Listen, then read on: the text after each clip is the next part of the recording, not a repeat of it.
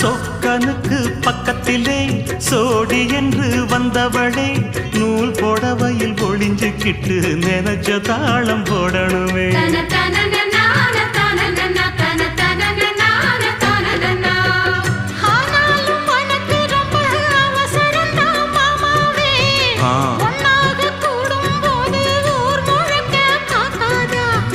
பார்த்தாலும் தவறு இல்ல பனியுறங்கும் ரோசாவே உன்னால சொத்த வச்ச மூக்குலதான் வைக்காதா.